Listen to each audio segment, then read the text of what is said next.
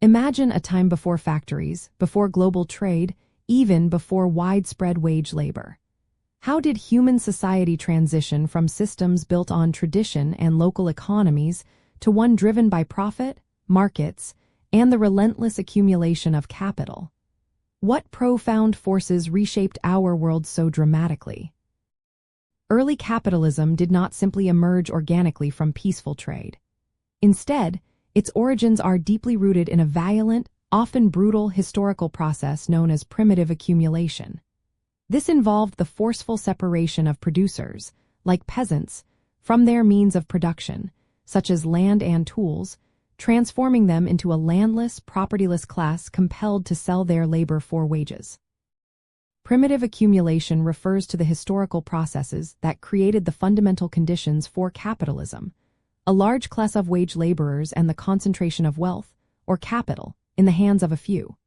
This was not merely about saving money. It involved a series of interconnected events. In England, a prime example, the enclosure movement saw common lands, traditionally accessible to peasants for farming and grazing, privatized and fenced off. This dispossessed vast numbers of rural workers, forcing them into cities to seek employment, and creating a pool of available labor for emerging industries. Simultaneously, colonial conquests across the globe played a crucial role, extracting immense wealth, raw materials, and human labor, like through the transatlantic slave trade, directly fueling capital formation in European nations. To understand this historical shift, consider examining the specific policies and events that led to the privatization of common resources in various regions. Look at how new legal frameworks were established to secure private property rights over land and how those frameworks displaced existing communal arrangements. Investigate the rise of merchant classes and their increasing political influence, which often facilitated these changes through state power. Also, trace the historical development of wage labor, understanding how it became the dominant form of employment after centuries of feudal or communal work systems.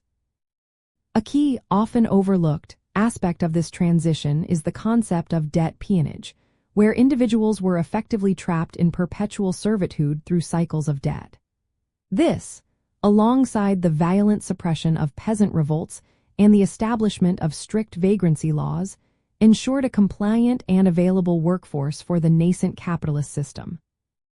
The term primitive accumulation itself highlights that this initial accumulation of capital was not generated through capitalist production methods, but rather by external, often non-economic, means like force, theft, and exploitation.